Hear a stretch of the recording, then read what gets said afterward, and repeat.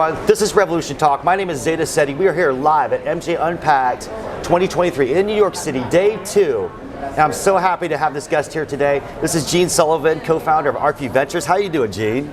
Great. Oh my God, so good to see you again. Yes. So tell us about what you're doing with Arcview Ventures and what's going on. So it is so exciting to bring dollars, financing to entrepreneurs that deserve it, need it, and can build a business. We've made 20 investments in Arcview Ventures, a wide variety from some licensing, software platform, really interesting stuff. Some of these companies are really starting to scale. It's a unique venture group because it's called member managed. We have 78 investors. It's called capital. We don't pass the hat. But our investment size is actually supported by the investors. They actually decide, yes, we want to invest in this or not. We do the diligence, write the memo, and they agree, yes, let's go. So Jeff Finkel and I, he's my business partner on this, we really helped drive this and it's been thrilling. So last 3 years, that's what we're doing. I advise companies on the side too because there's so much opportunity. It's just really it's exciting. It is really exciting. So you guys have made a lot of investments across the space. We have. Tell us about, because I know that the capital climate right now is a little strange. It is hard, but you know what? I have to admit, I've been through multiple cycles. I got a few decades on the rest of everybody, so I know what it's like. Go through the boom and bust, the technology boom bust, the internet boom bust. I lived through all that. And guess what happens during those times? The financing builds up over here, and then how it comes out. They did a research recently that looked at during the fintech bubble and burst and all that, 2008. It's the companies that got financed after that that really scaled and did very well. Is that money came back in and the valuations were more reasonable, and then they exploded. Same thing here. It's problematic. Capital markets are off. That's hard. People are upset. Guess what? This is just one more of those cycles. Waves. And so I'm used to kind of riding through those Wax your board, let's go surfing. Exactly. So I am really one of those who I'm realistic. I really preach that it's okay, just keep breathing, keep building, because this is what I say. And I said this from the stage this week. Chaos plus confusion equals opportunity. I love it. And you got to know how to go through the alligator swamp. And I was telling that to George Jage, wonderful owner of this show. He said, hey, build a bridge. So build a bridge over the alligator swamp. Get your boots on and go through the swamp. But pull people by your side who do know what to do and how to do it. They're the ones that can help you figure it out. You're not born knowing this.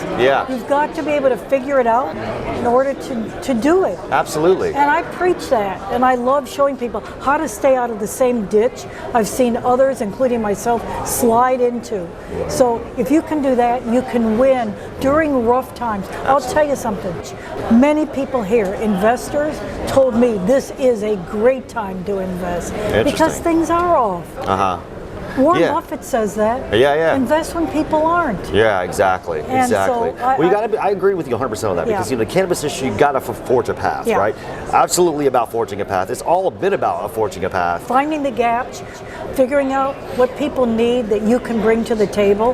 That's critical. So I know that you're deeply involved in New York. Let's talk about New York. Because, obviously there's a lot of confusion going on. It looks like the OCM is trying to do the best they can. We are seeing a lot of possible overcorrecting of social equity programs, or however you want to look at it, right? I'd love to hear from you, who's deeply involved. Let's talk about it. We've been waiting 100 years for something to happen in New York. And in fact, as you see, the field has tipped toward the Northeast now. Massachusetts a few years ago, building some great licenses and retail and cultivation and products in mass. Now Connecticut comes online, Pennsylvania about to, it's a strong medical state. New Jersey, without a doubt. Rolling, it's been rolling. Finally. 2 years ago, March 31st, so it's taken us a long time to get the guidelines out, the draft. Now the more finalized guidelines are coming out in May. Okay. However, a very unique unique thing, as you know, happened here. The OCM, which is the regulatory body, decided that the people harmed by the war on drugs should be able to get the first 300 dispensaries. Right. That's controversial. Yeah. Believe me. I'm sure. Do they deserve the first chance? Sure. Do they know what to do and how to do it? Yeah. I think there's that's a whole different thing. Plus, I must tell you, even though we are thrilled to finally have some progress, we're disappointed about some of those regs. One called the TPI for short, for True Party of Interest. Okay, yeah, I've seen that. I know what you're talking about. It's harsh. Yeah, that's pretty bad. We're trying so hard to lift that, and what that is they do not want anyone who's already invested in cultivation to invest in retail here. It's the silliest thing. Right, it's like limiting vertical integration is what it is, truly. That's another story, but even prohibiting those of us who have invested in some of the wonderful cultivators, we have the experience and the money, and we're prohibited. This is crazy. It'll get changed. Yeah. You know, here's my point. It's completely crazy and upside down with some of the regs, but I want to tell you something you may not know. Okay. This is the state that had the Rockefeller drug laws. Those were the harshest set of the war on people of any state. Nelson Rockefeller put those in. We also had stop and frisk for any kind of carrying or residue. People were arrested. Over 150,000 people were arrested when these laws went in place. So guess what?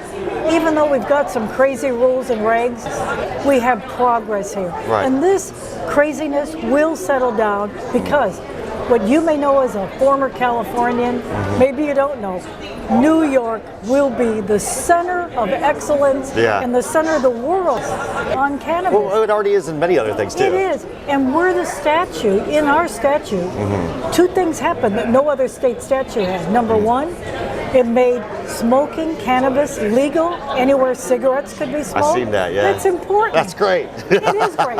And also, social consumption lounges. Yes. And, you know, these card applicants, that's the acronym that stands for conditional adult use retail. They're allowed to have social consumption lounges as part of their dispensary. I thought that was amazing because I got interviewed by Rolling Stone magazine like last summer about this, about the licensing structures. I thought that was really impressive. And then they also have small business adult use cooperatives, which remind me a lot of like medical marijuana collectives back in California. And that's why we are and will be the center of excellence and the center of the world. It is no doubt Amsterdam on steroids. We are thrilled to be part of it. We've been waiting a long time. I know. And I'm thrilled to help build this business here, help people figure it out, and bring resources to the table. That's a thrill to me and us. So, I mean, okay, so I hear a lot of complaints about all these like illegal operations. I mean, do you, from your perspective, do you think they're going to do any level of enforcement on that? Yes, that will happen. Okay. The word is that once the portal opens for everybody else to get, I love sharing this. I told this to you a little earlier. In 2014, when I was part of applying for a license, there were only 43 applications. Do you believe it? And there's only 10 medical licenses in this whole state. Now each got to grow, extract, and get 4 dispensaries. When the portal opens this fall, we believe there will be thousands and thousands, potentially 10,000 applications. Crazy. So look at the difference. Yeah, it's huge. And so this is going to be just a behemoth opportunity. Do you think, you know, with that portal opening, do you think, how restrictive are they going to be? I mean, it's going to be, you know, like way less restrictive? Are they going to do some level of requirements? Is it going to be a lottery? Like, do you know anything about that? No, I don't think it'll be a lottery. It won't be unlimited like Oklahoma, but they are going to allow many dispensaries. The fact we only have 40 dispensaries in a state with 20 million That's not people, even nearly enough. Imagine 40 CVS's. Complete craziness. So I don't think it'll be like Oklahoma, but it will be certainly adequate for a state with 20 million people. 100%. I mean, and a lot of tourism that happens here too as well. Certainly. You got to be able to, you know, account for that, right? I mean, a place like Oklahoma where it's very landlocked, you know, you're not going to have that, you know, so much. But here it makes sense. So let's go back to one thing you just brought up that I didn't address very well, and that is all these illegal shops. Yeah. It's everywhere. I know. We're upset about it because it is taking away, and plus, who knows what you're buying? Right. And yes, the plan is to crack down, but I wanted to remind you, we do not want to restart the war on drugs here. Sure, yes. So that's why it hasn't been a whole lockdown, but they will be pursued, and we don't want that to continue. Now, I believe there could be a program to make them legal. Let them be tested. Let them pay taxes. Right. Let them have, compliance. Yeah. I want that. Right. So why not a program to do that? Yeah, that would make a lot of sense too as well, to like bridge the gap and allow them to be a licensed facility, but it just needs to be equal to other folks who also have been affected by the war on drugs, who haven't had a chance, who don't have the ability to do what they're doing right now, making all this money, and certainly like getting an advantage to the market share in advance, right? It has created a lot of chaos because even many of them have little signs out in front saying legal cannabis shop. Yeah. And that's just not the way it really is. Well, another thing too, Jeanne, you got to think about this. I mean, a lot of this is being sourced outside the state, right? From other operators That's all over right. across the country. That's right. So it's also encouraging black market operations in other states, right? Because everybody wants to bring it here. So I mean, I would just talk openly about this. That's happening. I saw a sign from one of my friends on Instagram that said, now you can buy any kind of California flower that you want. Right. And so in New York. Right. In New York. So that's another thing that's happening too as well. I mean, you got to be cognizant about the entire landscape, right? And I think that looking at the equality for folks who I really thought that even that small business adult use cooperative license was just super cool. I've never seen that before, ever, in any state that I've ever been to or ever helped folks in. That really helps like these folks here who don't have a lot of capital, that wanted to start a brand, maybe start from that startup phase in the very small amount. I thought that was amazing they did that, right? And so that's holding those people back. Definitely. So I was just wondering what your opinion on was. It'll settle down and get figured out. It's going to take a few years. Sure. Steve D'Angelo reminds me, it took 20 years after Prohibition to stop bootleg alcohol. Right. So we've got some Makes years to sense. go, Yes. but hey, bring it on. It's fun to be part of the pioneering force, making sure. it happen in New York and in the Northeast. Oh, awesome, Jeanne. Well, thank you so much for coming on this show. Thank you so You're amazing. much. Thank This you. is Revolution Talk. Jeanne Sullivan, Arcview Ventures. Thank you guys so much.